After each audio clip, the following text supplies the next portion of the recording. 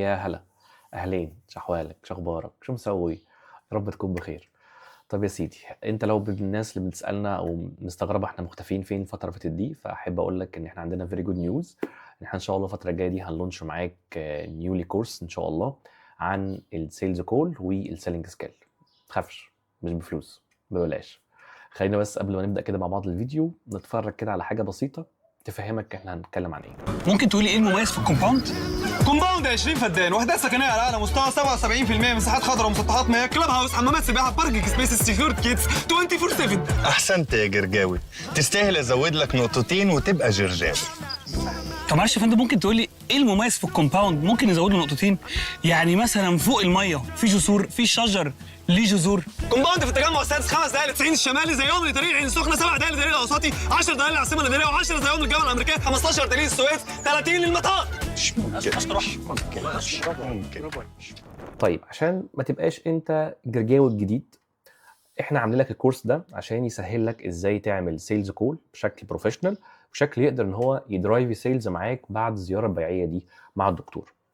يمكن انا حصل معايا موقف شخصيا مع احد الزملاء كنت موجود معاه في زياره. دخلنا مجموعه من الميديكال ريبس عنده دكتور، وبدا احد الزملاء من شركه ما مش هنقول لا اسمها ولا اسمه، وبدا ان هو يتكلم على المنتج بتاعه، فكان عامل زي جرجاوي كده بالظبط. هو عمال يقول في فيتشرز، خصائص ومميزات موجوده في المنتج بتاعه، قد ايه هو جميل جدا. نسي يعرف نفسه، نسي يعرف شركته. جميل. والاهم ان الدكتور عمل زي عمرو وهبه. شفت عمرو وهبه لما بيقولوا ساله سؤال مرتين، ايه المميز في الكومباوند؟ فالدكتور برضه راح ساله، هل الدواء بتاعكم ينفع في الكيس الفلانيه؟ فالمفروض ان الميديكال ريب يسكت ويفهم الدكتور بيسال عن ايه ويبدا يرد لو عنده المعلومه. لو مش عنده المعلومه ففي برضه طريقه ان هو يتعامل بيها. للامانه هو ما عملش اي حاجه من الحاجات دي، لقيناه بدا السكريبت تاني، الدواء بتاعنا اكس واي زد، الدواء بتاعنا يمتاز بيه 1 2 3 4، والدواء بتاعنا ينفع مع الحالات الفلانيه. فالدكتور وقفه، ايوه تمام عرفت، الدواء ده ينفع في الحاله الفلانيه.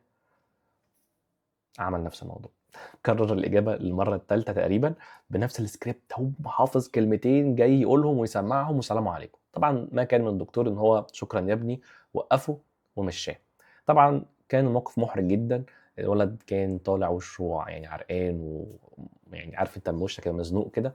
فالموضوع بصراحه كان محرج جدا. ولكن لما اكتشفت بقى ان بعض الشركات للاسف ما بتديش الميديكال ريب لا تريننج سيلز ولا تريننج في السيلز كول، ولا تعرفهم حتى تتعمل ازاي.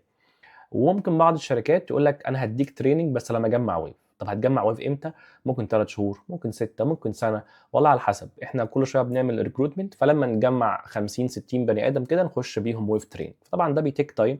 انت طول السنه دي او طول ال6 شهور دي انت مطلوب منك مبيعات، مطلوب منك ارقام، مطلوب منك تاسكات. اكيد بتنزل اون ديلي بيزس في زيارات مع الدكاتره ومش عارف تتعامل ازاي. بعض برضو المديرين بيكون موجود في محافظات بعيده او بريفرال، فما يقدرش ان هو يوصل للمندوب الجديد او النيولي كامر اللي عنده ويديله هاند اوفر، او يقول له اقعد مع حد من السينيور. فالحد ده ممكن يقعد معاه يديله تريننج، او ممكن يقول له شويه كلام كده يشعبوا له الكلام اللي هو كلمتين حافظينهم يروح يقولهم وخلاص. طبعا كل الكلام ده مش صح. المفروض انت لو في شركه محترمه تكون موفر لك تريننج محترم. لو انت بقى اوريدي حد اكسبيرينس وخدت تريننج قبل كده، عايز بس تريفرش المعلومات بتاعتك، فموست ويلكم برضو تكون موجود معانا في الكورس ده. واحب ان احنا نشير مع بعض الاكسبيرينس ونشير مع بعض المعلومات، ولو في اي خطا فهو اكيد مني، فاتمنى طبعا ان انت تصلحه لنا. ولو في اي توفيق فهو من عند ربنا. فاتمنى كده ان شاء الله ان الكورس ده يكون مفيد لكل حد هيتفرج عليه. وسوري لو الصوت العصفور دوت عامل لكم ازعاج. طيب انا هطلب منك ايه في الفيديو ده، او هطلب منك ايه في الكورس ده؟ هي حاجه واحده. كل اللي عايزه منك انك تعمل لنا لايك للفيديوز بتاعتنا، وفي نفس الوقت الفيديوز المعموله كلها او الكورس هيكون صدقه على روح والدي رحمه الله عليه. فكل اللي بتمنى منك دعوه بسيطه ليا ولوالدي. بس كده، اشوفكم على خير، ويلا بينا نبدا الكورس بتاعنا. جهز مج الشاي او القهوه او النسكافيه او ايا كان انت بتحب تشرب ايه، وهات ورقه وقلم عشان المعلومات هتكون كتير جدا. اشوفكم على خير.